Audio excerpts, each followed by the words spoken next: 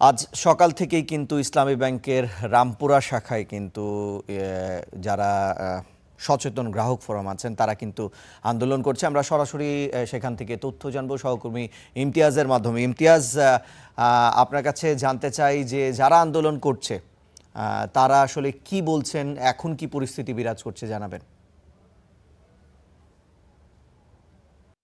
ঋষান, মূলত আন্দোলন আসলে সচেতন গ্রাহক ফোরামের ব্যানারে করা হচ্ছিল। সকাল 10টা থেকে তারা আন্দোলন শুরু করেছে। এই যে কিছুক্ষণ আগে তারা মূলত আসলে আন্দোলনটা শেষ করেছেন এবং তাদের যে দাবি ছিল যে ইসলামী ব্যাংকে যে একটি পরিচালনার মধ্যে নিয়ে আসা, এবং আজকে তাদের একটি নতুন দাবি ছিল, সেটি হলো যে যারা এখানে ব্যাংকের কর্মকর্তা কর্মচারী রয়েছেন তারা যেন 2 ঘন্টা কলম বিরতি পালন করে, এমন একটি কিন্তু দাবি তাদের ছিল। এবং তাদের আরেকটি দাবি যে বরাবরই রয়েছে, যেটা হলো যে নতুন চেয়ারম্যান রয়েছে খুরশিদ আলম, তার নিয়োগ বাতিল করার একটি দাবি কিন্তু তারা বিগত সময় থেকেই করে আসছিলেন এবং আজও সেই দাবি তারা অব্যাহত রেখেছেন।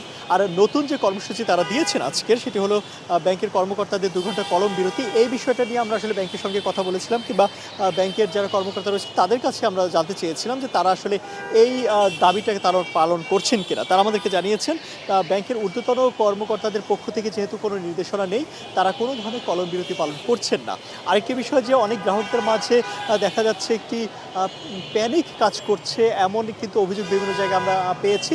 তবে ব্যাংকের যারা গ্রাহক রয়েছে, যারা এখানে সেবা নেওয়ার জন্য এসেছেন, তাদের সঙ্গে আমরা কথা বলেছি, তাদের অধিকাংশের মধ্যে আসলে তেমন কোনো আতঙ্ক আমরা লক্ষ্য করিনি। তবে 2-1 জনের মধ্যে কিন্তু আতঙ্ক ছিল। তারা বলছেন যে এই যে বিভিন্ন ধরনের আন্দোলন হচ্ছে, ব্যাংকের মতো একটি জায়গায় এই ধরনের আন্দোলন কিংবা এই যে একটি রাজনৈতিক প্রভাব বলয়ের কথা বলা হচ্ছে, এই বিষয়টা নিয়ে তাদের মধ্যে কিছুটা কিন্তু উদ্বেগ কাজ করছে। উদ্বেগের ফলে তারা আসলে তাদের যে আমানত রয়েছে, সেই আমানতের নিশ্চয়তা নিয়ে তারা কিছুটা আসলে সন্দিহান রয়েছে।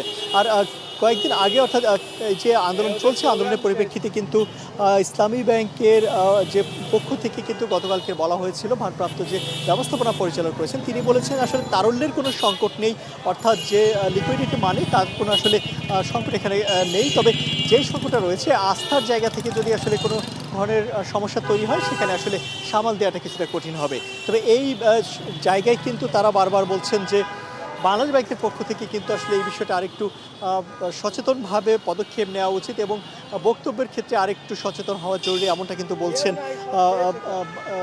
ইসলামী ব্যাংকের যে ঊর্ধ্বতন কর্তৃপক্ষ রয়েছে তাদের পক্ষ থেকে কিন্তু বলা হচ্ছে। তবে যে অর্থের কোনো সংকট কিন্তু তাদের মধ্যে রয়েছে কিনা, এমন প্রশ্নের জবাবে কিন্তু তারা বলছেন তাদের আসলে অর্থের তেমন কোনো সংকট নেই, এবং গ্রাহকদের মধ্যে আস্থার যে সংকট রয়েছে, আস্থার সংকটের ব্যাপারেও তারা বলছেন যে আসলে আস্থার তেমন কোনো সংকট নেই। তবে সাধারণ মানুষকে সচেতন করার জন্য তারাও বিভিন্ন পদক্ষেপ নিচ্ছেন।